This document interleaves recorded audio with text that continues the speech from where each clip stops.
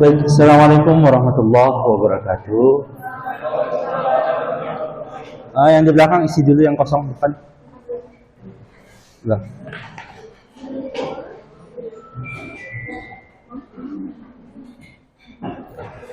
Baik, ini pertemuan terakhir untuk mata kuliah ini. Yes, Pak. Ya. Akhirnya selesai juga kan? Ya, yang belum selesai itu tugasnya. Betul? Berapa yang sudah ngumpul? Ada yang sudah ngumpul, silakan cek lagi kan. Yang belum ya nggak apa-apa. Kalau memang berniat sekali untuk tidak lulus mata kuliah ini nggak apa-apa juga. Baik, karena terakhir maka saya minta juga ada satu orang ya yang nanti akan menyampaikan. Ini tanggal 26, Mbak. 26 di situ siapa, Mbak? 26 di sini Mutiara Zahra. Mana orangnya? Pas sekali. Nasib.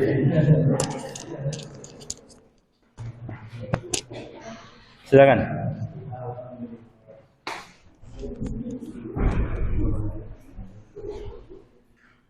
Assalamualaikum warahmatullahi wabarakatuh.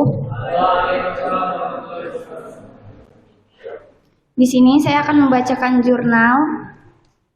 Judulnya adalah Analisis Hukum Terhadap Tantangan Keamanan Cyber, Studi Kasus Penegakan Hukum Cyber di Indonesia. Di dalam era digital yang semakin berkembang ini, keamanan cyber menjadi isu penting yang memerlukan perhatian serius bagi masyarakat Indonesia, terutama dalam konteks hukum dan penegakan hukum. Serangan cyber menjadi semakin canggih dan meresahkan, menimbulkan tantangan signifikan bagi penegakan hukum dan perlindungan data pribadi. Penelitian ini mengungkapkan bahwa meskipun Indonesia telah mengadopsi beberapa regulasi terkait keamanan cyber seperti Undang-Undang Informasi dan Transaksi Elektronik (UU ITE), masih terdapat kekurangan dalam hal implementasi dan konsistensi. Serangkaian insiden keamanan cyber yang terjadi di Indonesia menyoroti kebutuhan akan peningkatan kapasitas penegakan hukum. Artikel ini mengkaji tantangan yang dihadapi oleh Indonesia dalam menangani masalah keamanan cyber dengan fokus khusus pada aspek hukum dan penegakan hukum melalui metode pendekatan kualitatif.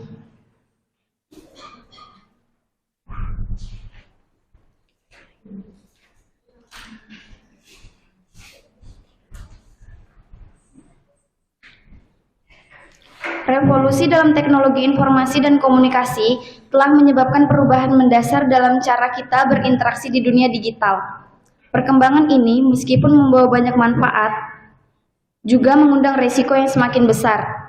Di Indonesia, peningkatan akses dan penggunaan internet telah memperluas jangkauan dan dampak serangan cyber.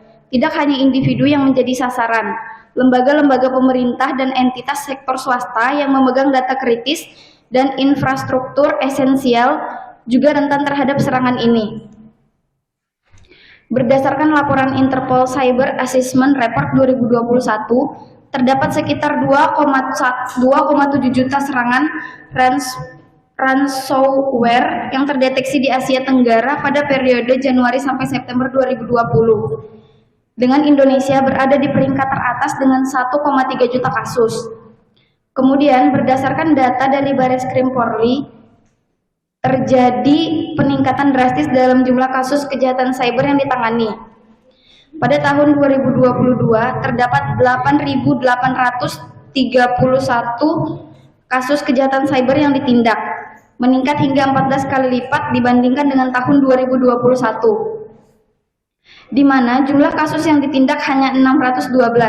Selain itu, riset dan Fortinet mengungkapkan bahwa serangan cyber ransomware di Indonesia meningkat 2 kali lipat selama tahun 2023 dengan target utama adalah perusahaan swasta. Kasus spesifik termasuk peretasan terhadap aplikasi yang terjadi telah disinggung dalam debat Capres.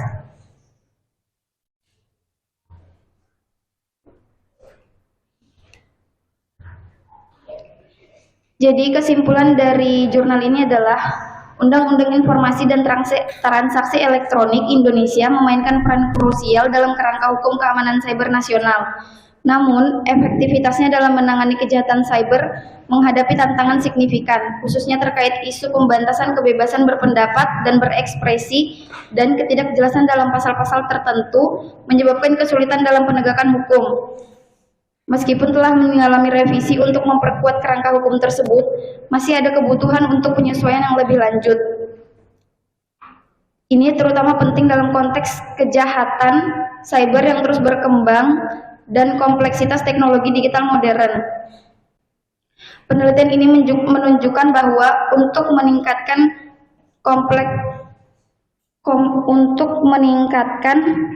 efektivitasnya, UU ITE memerlukan peninjauan dan pembaruan berkelanjutan, tidak hanya untuk mengatasi kelemahan internal, tetapi juga untuk menyesuaikan dengan perkembangan teknologi dan standar internasional melalui harmonisasi UU ITE dengan standar keamanan cyber internasional.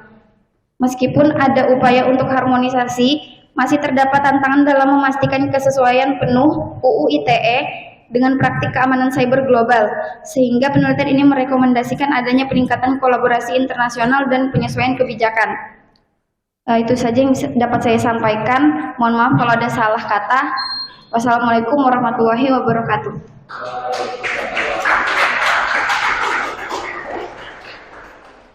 Terima kasih. Baik, saya punya waktu sedikit ke depan. Oke. Di pertemuan terakhir ini saya ingin mengajak saudara untuk melihat satu putusan, tapi sayangnya ternyata layarnya tidak terlalu bagus dalam men-transfer, tapi nggak apa-apa, masih bisa kebaca insyaallah.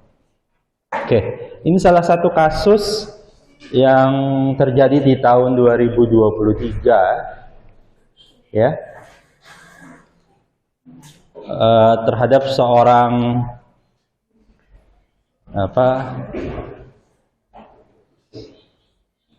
influencer lah dia, ya kan. Dia kena kasusnya karena dia bikin video sendiri di kanal TikTok atau Instagramnya, saya kurang tahu. Nah, nanti kita lihat, ya. Jadi di kasus ini kalau ada yang ngikutin ya, kasusnya ini dia itu waktu itu nyobain babi kriuk, ya.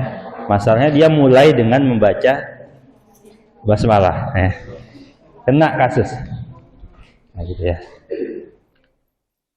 Nama orangnya tuh Lina Luftiawati alias Lilu alias Lina Mukherjee binti Abdul Mukhid. Oke, kalau di dalam pidana saya sesekali dalam mata kuliah saya akan bacakan putusan seperti ini. Ini bisa di-download putusannya di direktori putusan Mahkamah Agung. Kenapa saya suka buka begini? Karena ternyata banyak mahasiswa yang tidak pernah, ada yang saya pernah tanya, tidak pernah lihat putusan, Pak. Atau pernah lihat, Pak, tapi nggak pernah baca sampai detail. Nah, itu nanti waktu bikin skripsi atau nanti di dunia praktek bingung. Oleh karena itu saya termasuk dosen yang akan mencoba melihatkan langsung. Saya sebenarnya bisa aja kopas ini ke PowerPoint. Banyak dosen tuh begitu. Undang-undang dia ambil ke PowerPoint dan sebagainya. Tapi saya sesekali, ya, kalau kemarin kita sudah lihat undang-undang, hari ini kita akan lihat putusan secara tertulis langsung di sini. Nah, biar lebih gede ya.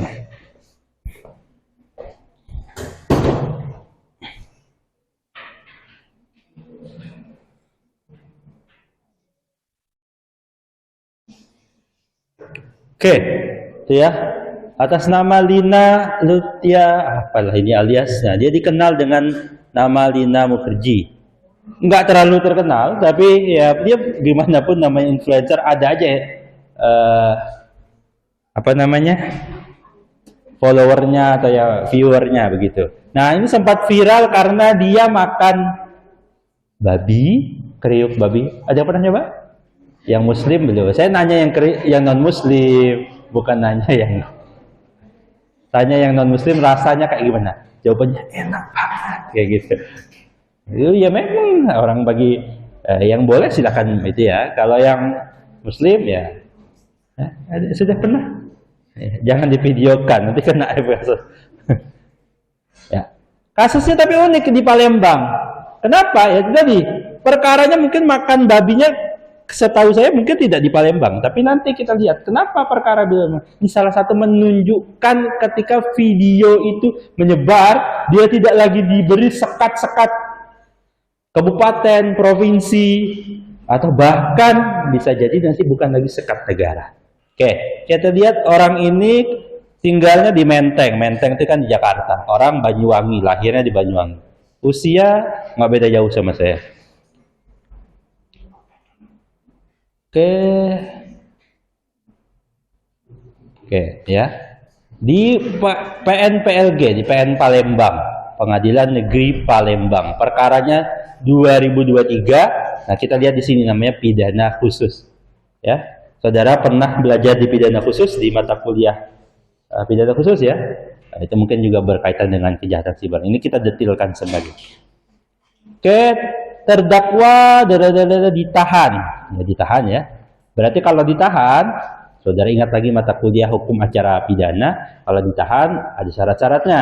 Salah satunya tindak pidananya diancam dengan 5 tahun penjara ya pada umumnya. Tapi nanti ada perkara-perkara tertentu yang bisa walaupun ancamannya di bawah itu, tapi dia tetap dikenakan tahanan.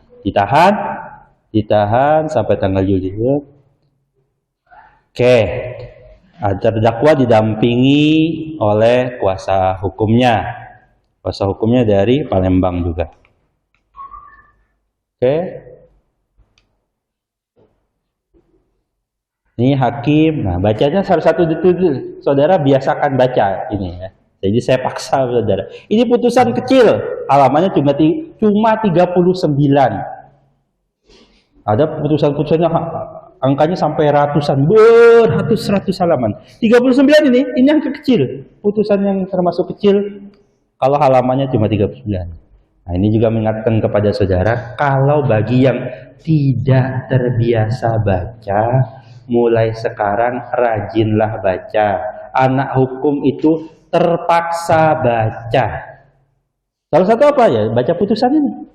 Coba. Kalau sehari saudara suruh baca 10 putusan, berapa ribu halaman yang saudara baca? Standar saya satu hari itu biasanya 100 sampai 200 halaman. Standar baca saya. Kalau baca cepat saya bisa 500-an halaman dalam satu hari. Yang saya ngerti, kalau baca cuma sepintas 1000-2000 halaman saya bisa dalam satu hari. Itu standar saya. Saudara mau ngejar standar saya silahkan. Ada yang lebih cepat dibanding saya, banyak. Saya melatih anak saya tuh 50-100 halaman sehari, usianya 9 tahun. Jadi kalau kalian di bawah itu diketawain anak saya.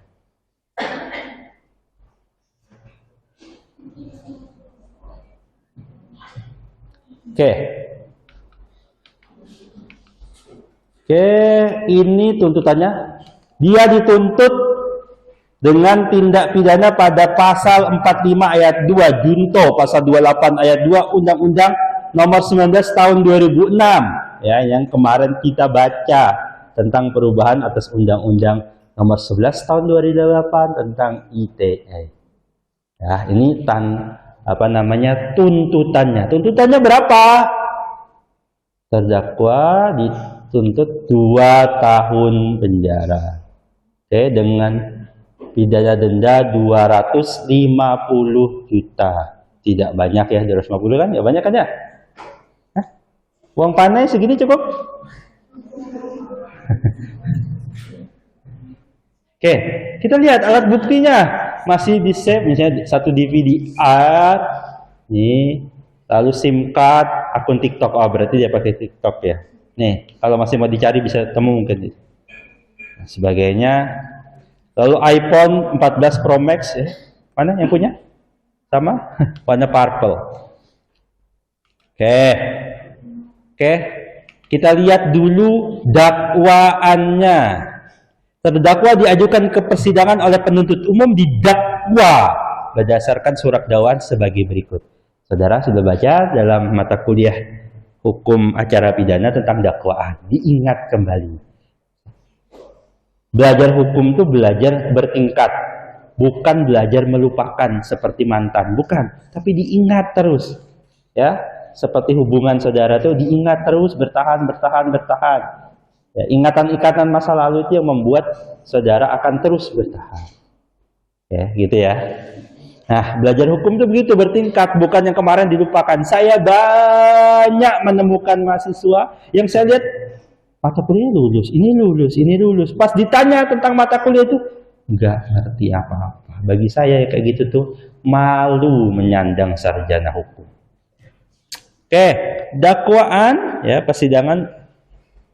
Dakwaan salah satu isinya adalah cerita tentang ya tempusnya, lokusnya, bicara tentang proses tindak pidananya itu bagaimana. Mari kita lihat sejenak. Lina Mukherjee pada hari Selasa tanggal 14 Maret 2023, jamnya ini. Tapi ingat, hati-hati dalam meletakkan hukum acara. Berarti saudara di semester 7 ini semester 6 ya rata-rata. Semester 7 saudara akan buat begini. Nah, dalam surat dakwaan dia biasanya dibuat atau setidak-tidaknya agar apa? Agar dakwaan tidak obskur, tidak dianggap kabur karena salah meletakkan jamnya.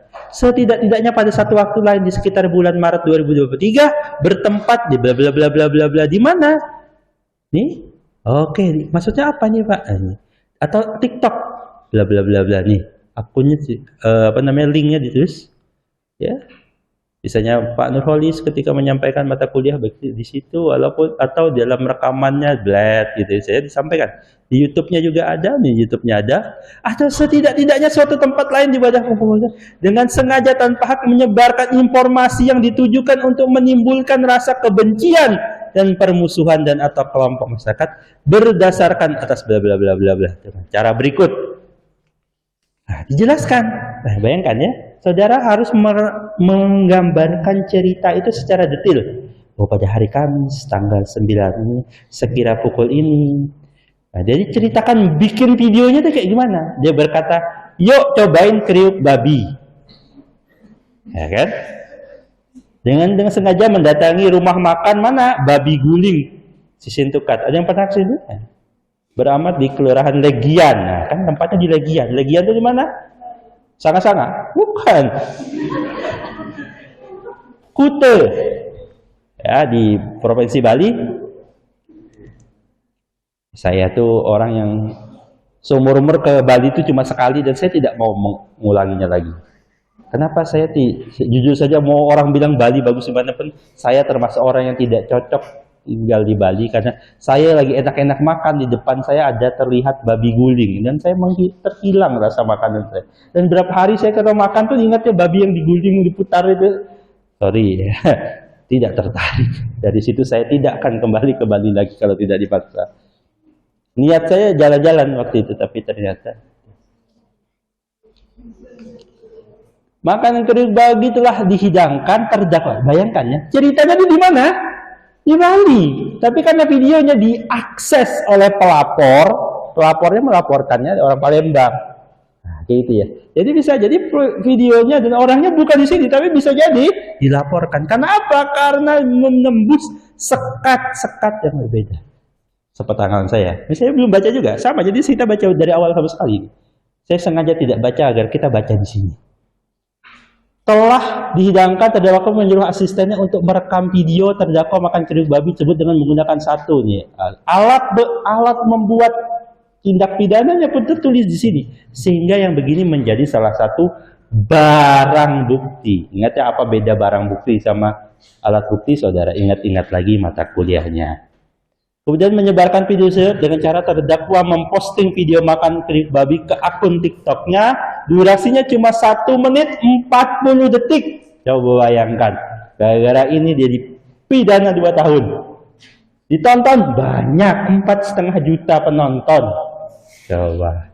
Jadi sebarannya ya. Yang buat hanya 2 orang. Bayangkan ya.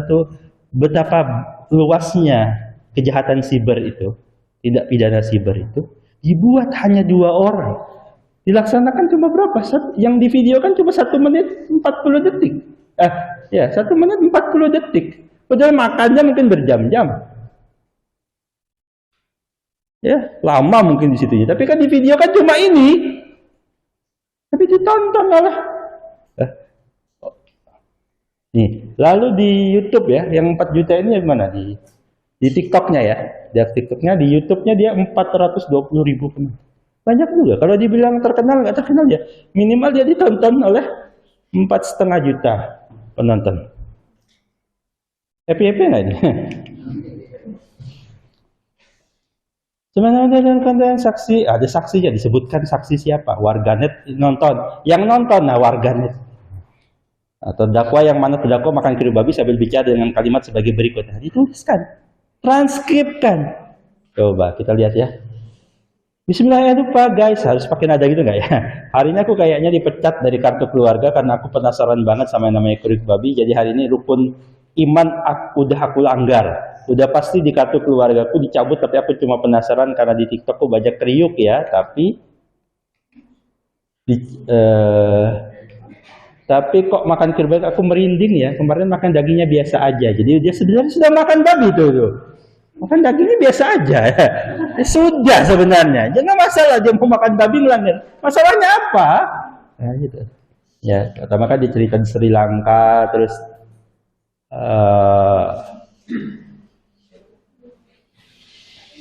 udah makan. Terus yang kemarin aku makan tempatnya ya. Terus yang ketiga ini aku dengan kesadaran tinggi ya, cuma pengen ngerasain kayak apa sih rasanya kriuk babi yang rame dia. Nah, bla bla bla bla bla. Mana bismillah. Saya cuma takut ya. Ya Allah, ya kan itu ya. Jadi cerita-cerita, nah, rangkaian ceritanya diceritakan. Maafkan aku ya, cuma konten kok kayak gitu. Nah, itu lalu saksi Syarif Bidayat biasanya merasa tidak suka, benci dan mengecam video terdakwa. Dan misalkan Ahmad dengan menyebut kata Bismillah ya Allah.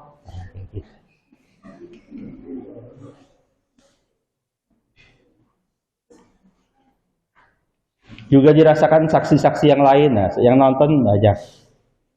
Terdakwa pendapat tentang video makan kepada saksi ada seorang ulama itu menyepelekan agama Allah dengan cara mengunggah video tersebut pada media sosial, sehingga bagi orang lain yang tidak memiliki imanan akan mengganggu orang dan dalam kehidupan negara pun hal tersebut merupakan pelanggaran terhadap sila yang pertama. Sekali lagi ya, orang mau mengerjakan agamanya masing-masing dilindungi di Indonesia ini, tapi tolong jangan melakukan tindakan-tindakan yang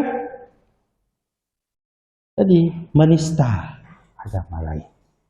Kadang kita tuh suka bercanda-bercanda. Ada lagi kan TikTok saya itu nyari, tapi karena kasusnya masih jalan, jadi saya tidak proses. Jadi seorang TikToker juga yang ya melecehkan kata apa?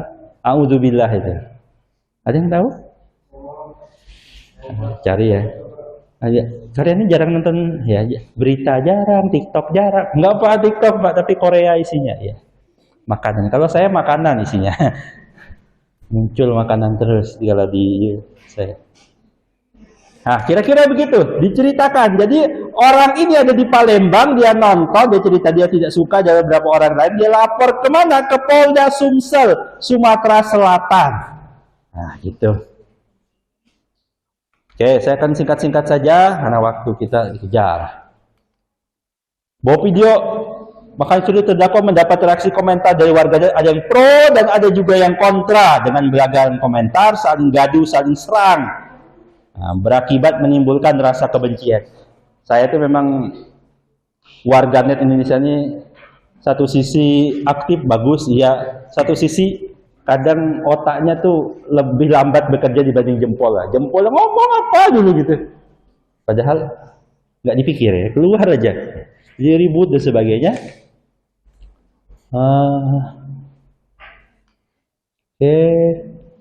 MUI, bahkan MUI mengeluarkan fatwa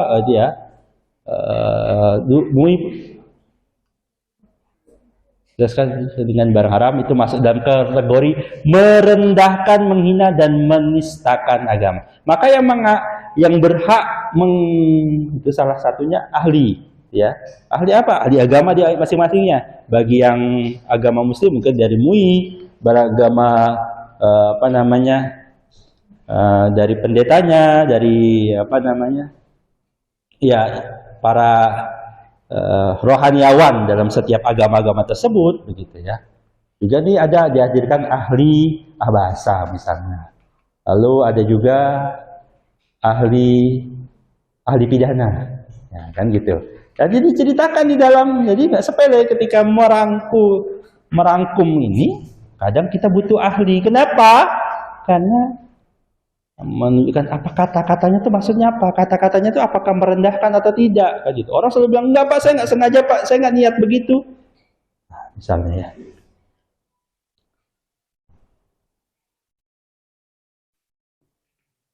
Oke, nanti dalam putusan nanti kan kita lihat putusan itu merangkum, di dalamnya ada saksinya. Saksi cerita apa?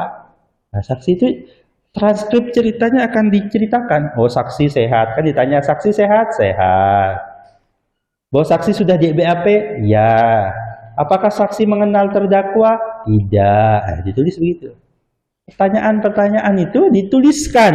Nah, saudara kan kenalnya hakim, hakimnya di tengah, jaksanya, ada lawyernya. Yang biasanya mentranskripkannya bagi paniteranya. Jadi mungkin saya Pak nggak sanggup Pak jadi hakim Pak, bisa jadi panitera di pengadilan, bisa juga jadi jurusita di pengadilan, ya. Atau panitera sekretaris di pengadilan. Nah, jadi pengadilan itu kerjaannya banyak. Saya tidak ingin saudara menutup kesempatan saudara untuk bekerja di aspek dunia berkaitan dengan penegak hukum karena tidak tahu. Saya tahun ini itu bukaan PNS banyak sekali. Aduh Pak, saya belum lulus, ya udah nasib. Tenang, saya seumur hidup belum pernah jadi daftar PNS, sudah nyantai aja. Masih hidup aja sampai sekarang. Aduh Pak, saya syarat mertua harus PNS Pak. Tenang saja, ada Pak. Saya nikah tuh belum lulus S1. Nah, jadi gitu ya. Sampai siap-siap ya. Nah, tenang saja. Pekerjaan itu akan ada nanti. Tapi saya ingin menceritakan saudara bahwa ada banyak pekerjaan. Jangan sampai saudara tidak tahu. Sehingga peluang saudara ketika... Ada satu lagi, saya kemarin ngobrol sama teman-teman. Saya mau tanya deh, ini saya survei ya. Saya mau survei kecil-kecilan. Ada nggak yang di sini niat setelah lulus dari S1 ingin bekerja tidak di Kalimantan Timur? Ada yang katakan? 1, 2, 3, 4. Kecil kan? Mayor ingin bekerja tidak di Kalimantan Timur.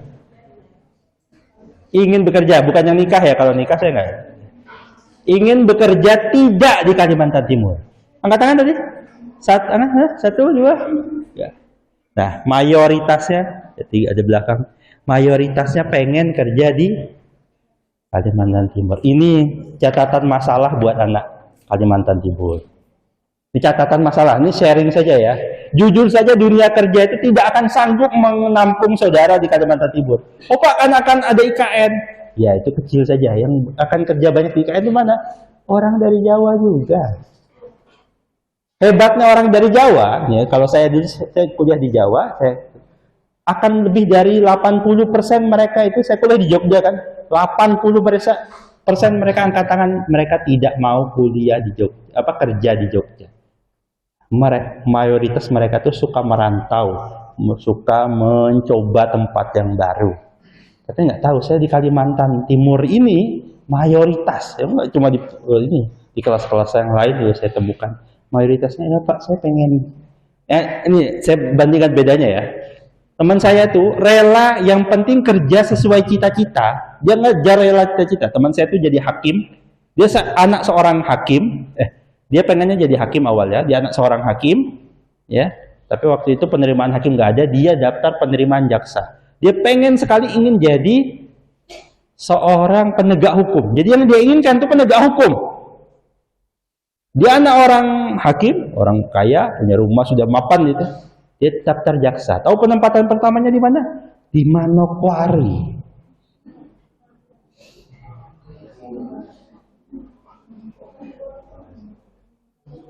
Tapi apa dia sedih? Enggak, dia senang. Kenapa? Mengejar cita-citanya. Mayoritas anak Samarinda, ya di UMKT ini, saya menemukan survei kecil-kecilannya adalah nggak apa-apa Pak, kerja nggak sesuai cita-cita, nggak usah bidang hukum Pak, nggak usah sesuai dengan bidang, yang penting kerja di sini-sini aja. Ya, kalau sebenarnya saya nggak tahu ya, tapi saya mengkritik kebiasaan begitu. Nah, itu tantangan buat kalian semua. Saya menantang kalian untuk. Tapi kan Bapak juga di Kalimantan juga. Sudah. Kalau saya sebenarnya pengen tahu saja. Minimal saya tidak tidak di kampung saya. Baik. Ini ya cerita saksi, lalu nanti ada ahli ceritanya. Jadi nanti akan saudara bisa cerita di sini mengkonfirmasi apa yang diceritakan dalam saksian pembuktian itu adalah ingin mengkonfirmasi apa yang tertera di dalam dakwaan. Apa yang ada dalam dakwaan itu dikonfirmasi apakah betul, apakah bisa terbukti yang dinyatakan oleh jaksa, apakah betul videonya itu, apakah ceritanya seperti itu, apakah transkrip seperti itu, apakah pelakunya itu orangnya, maka itu dibuktikan dalam proses pembuktian dan nanti tuliskan begini. Nah, bahwa saksi sangat mendengar ketika terdakwa mengucapkan lafaz bismillah. Nah, itu dikonfirmasi apakah betul. Videonya ada, ditampilkan. Tapi apakah betul dia ngomong bismillah, ditanyakan lagi kepada saksi. Nah, gitu. Cara terus untuk membuktikan tindak pidana.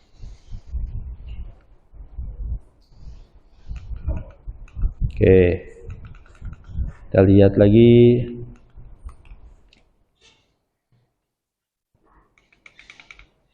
Ini cerita tentang ahli ya. Oh, ini dari itu, saksi, dari MUI. Oke, dia menceritakan. Saya akan singkat saja. Nah, ahli melakukan pemeriksaan. Ini saya tidak. Ada forensik. Salah satu pekerjaan yang nanti juga menarik, saudara bicara tentang forensik. Forensik ini bisa jadi dari orang hukum, tapi lebih yang banyak dari bidang yang lain. Yang paling besar di sini yang masih ada tuh kedokteran forensik. Tapi sekarang yang sedang berkembang sangat kuat itu adalah forensik yang berkaitan dengan digital, dunia digital. Jadi sangat nilai plus saat ini ya dengan gayanya Pak Nadiem Makarim itu, MBKM itu, yang didorong adalah saudara. Nah, bahasa gampangnya begini, kata Pak Nadiem, intinya saya tangkap adalah gak akan sukses kalian itu kalau hanya punya skill di bidang yang saudara pelajari. Jadi dulu mungkin kita beranggapan kuliah sampai sarjana hukum itu akan membawa kita kesuksesan. Tidak. Dunia yang baru ini tidak cukup saudara punya gelar sarjana hukum. Di luar sana yang sarjana hukum itu udah kayak kacang goreng, banyak sekali. Ya. Jadi kalau kalian saudara berharap nanti sarjana hukum langsung sukses dan sebagainya, ya itu fakta menunjukkan tidak begitu. Yang sukses apa? Yang punya nilai lebih. Kalau di MKT ini Fakultas Hukum kita punya kerjasama sama Mahat Hasan bin Ali. Ya 2 tahun kuliah di sana, kuliah juga di Fakultas Hukum, dia double kuliahnya, itu dia bisa kuliah, dia punya kemampuan sarjana hukum, dia juga punya kemampuan dia bisa berbahasa Arab lancar, dia bisa mengakses kitab berbahasa Arab, itu nilai plus. Ada KMKT juga menyediakan kelas internasional, bisa berilmunya dapat, tapi berbicara berbahasa Inggris, mengerti dunia internasional juga bisa. Nah, saudara dituntut. Nah, silahkan saja. Bebas. MBKM itu menyediakan saudara. Saudara mau kuliah 1 semester di kedokteran belum bisa. Nggak ada ya. Kuliah di TI, IT untuk belajar tentang digital, boleh. Di kampus ini, boleh. 1 semester saudara geser 20 SKS ke IT, boleh. Mau belajar manajemen, ke sana belajar manajemen, boleh. Mau kemana lagi? Mau belajar apa? Bahasa Inggris? Boleh. Olahraga? Oh Pak, saya atlet Pak. Boleh. 20 SKS nilainya. Dan disediakan dari semester 5, 6, dan 7. Di semester 5 dan 6 kalau di Fakultas Hukum. Bisa 40 SKS. Ambil Pak, enggak. Tahunya hanya MBKM-nya keluar kampus sana. Padahal yang dikenal sudah disosialkan, sudah. Tak diambil aja. Satu pun enggak ada seperti saya tahu. Nah, ini misalnya saya buka pikiran saja ya. Bahwa kita itu punya potensi, misalnya saudara kerja di hukum lalu bicara juga tentang ini. Kenapa? Nanti dalam bidang pembuktiannya butuhin. Orang yang nggak ngerti IT nanti kan gimana dia mau melakukan, memahami saja hasil dari forensik dan sebagainya. Ahli masuk ke akun terdakwa, temukan 2 video tersebut. Ya, gitu. Oke. Nah, kalau nanti dalam baca putusan, salah satu yang diperhatikan itu adalah, saya akan tarik ke belakang, menimbang. Oke. Nah, kalau menimbang ini adalah proses hakim memahami fakta yang tadi diungkapkan. Hakim akan menimbang pendapat ahli, pendapat saksi. Hakim menimbang bahwa terdakwa telah didakwa, unsur dakwaannya apa saja. Kemarin saya bicara ya, unsur dakwaan itu kan misalnya ya, pasal 45 ayat A ini kan tambahan nih. Dulu kan 45 dan 46, baru ditambah ada tambahan, ada A di sini. Ini ciri-ciri kalau dia pasal baru. Nah, kita lihat dari unsur itu ada unsur deliknya. Setiap orang dengan sengaja bla bla bla. Bahwa kata-kata ini itu kan kemarin baru saya ceritakan ada perubahan-perubahan. Kenapa? Itu bisa jadi mempengaruhi unsur delik di dalam pasal tersebut. Oke, menimbang bahwa terhadap unsur-unsur tersebut majelis hakim mempertimbangkan sebagai berikut. Untuk apakah ini disebut sebagai setiap orang? Nanti diceritakan. Gitu. Kenapa di pidana suka muncul begini? Nanti apakah saudara Dina mau kerja? Bukan Pak, nama saya di KTP ini Pak. Kan bisa dia bilang. Sehingga kalau di pidana dicari nama-nama lainnya. Misalnya namanya Bambang alias Michael alias George alias apa? Silakan saja. Alias-alias itu kan banyak di sini. Oke. Menimbang bahwa berdasarkan pertimbangan tersebut majelis hakim beranggapan bahwa unsur setiap orang telah terpenuhi. Oke. Lalu dicari lagi unsur-unsur yang lain, apakah betul tempus dan locus delictinya tersebut. Barang bukti berkata bahwa benar berawal pada hari Kamis. Oh, cerita ini benar. Dakwaan tentang bahwa itu dimulai hari Kamis terbukti.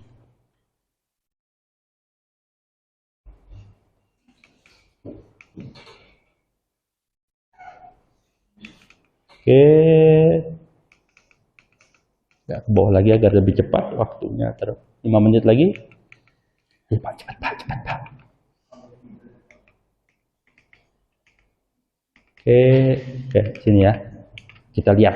Mengadili, menyatakan bahwa Lina Lutfiawati alias Lilu alias Lina Mukherjee binti Abdul Wahid bersalah melakukan tindak pidana dengan sengaja dan tanpa hak menyebarkan informasi yang ditujukan untuk menimbulkan rasa kebencian individu dan kelompok masyarakat tertentu berdasarkan atas agama sebagaimana dalam dakwaan tunggal. Dakwaannya tunggal, pede sekali nih. Jarang-jarang ada dakwaan itu tunggal. Kenapa? Dakwaan itu kalau tunggal, dia kalau nggak terbukti ya sudah, bebas nih orang. Makanya biasanya kan dakwaan tuh ada dakwaan subsidiar, ya primer subsidiar, ada dakwaan alternatif, ada dakwaan kumulatif. Tapi ini jaksanya pede sekali nih, dakwaannya tunggal, terbukti pula. Menjatuhkan pidana terhadap terdakwa dan pidana penjara selama 2 tahun dan dendanya 250. Kalau nggak sanggup bayar Pak, kan banyak di undang-undang tuh denda. Kalau nggak sanggup bayar, apabila denda tidak dibayar, maka diganti dengan 3 bulan kurungan. Pak, ini penjara Pak, yang ini kurungan, bedanya apa? Kalau saudara tidak bisa bedakan antara penjara dan kurungan, maka saudara ingat-ingat kembali. Biar kalau saya tuh sering ngomongin begini, agar saudara yang merasa sudah lulus mata kuliah itu sadar ternyata ilmunya masih kurang. Apa beda kurungan dan penjara? Sama? Apa bedanya? Lupa apa? Lupa apa belum tahu? Apa? Hah? Ayo. Jadi nanti jangan sampai saudara nanti sudah sarjana hukum, pas ditanya, saudara kan sarjana hukum, terus dulu belajar apa? Lupa, Pak. Oke, kita lihat terkait barang buktinya di apa? Dirampas untuk negara, ada yang dimusnahkan, iPhone-nya dirampas untuk negara. Aduh Pak, kalau dirampas negara nanti akhirnya gimana? Nah, itu pertanyaan juga buat kalian. Banyak barang bukti yang nanti ujungnya dirampas. Ya iPhone-nya dirampas nih. Diapain ini berarti Pak? Diambil polisinya Pak? Diambil hakimnya? Enak dong. Nah, saudara pelajari lagi, kalau dirampas untuk negara nanti ujungnya kayak gimana? Salah satunya saya bocorkan, bisa jadi salah satunya dilelang. Saudara cari lelangan deh ini. Murah nih biaya biasanya. Kapan lagi dapat iPhone 14 Pro Max? Berapa murah harganya nanti? Cari aja di lelang. Oke. Biaya perkaranya berapa? Rp5.000. Ada pertanyaan? Tidak Pak, ngerti pun tidak. Mudah-mudahan enggak ya, insya Allah mengerti. Karena anak pintar kan ya, baca sekali ngerti. Calon-calon istri soleha, suami soleh. Tenang Pak, saya sehari cukup makan sekali saja. Apalagi kan sekarang makan siang gratis kan ya. Kemarin ada meme bagus sekali. Rakyat Indonesia sekarang pada rame teriak UKT mahal. Ya. Kalian bersyukur ya kuliah di UMKT itu. Kalau lihat kalian angka UKT-nya tuh, bersyukur kuliah di UMKT itu termasuk bukan kategori mahal, ya kan? Makanya saya kemarin yang ketawa tuh bilang, "Oh, SPP elit, parkiran sulit." Murah Mas, SPP-mu tuh murah.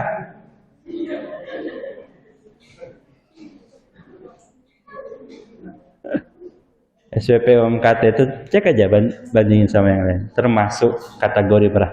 Masalah sampean nggak bisa bayar itu urusan lain. Masalah mahal dan mereka sanggup bayar. Makanya kemarin saya tadi cerita ya, ada meme-nya itu, aduh gimana nih biaya kuliah mahal, pendidikan mahal di Indonesia. Salah sendiri. Kalian kan waktu pemilu ada pilihan pendidikan gratis sama makan siang gratis. Yang dipilih mana? Makan siang gratis. Wajar aja pendidikannya mahal. Terima kasih. Assalamualaikum warahmatullahi wabarakatuh.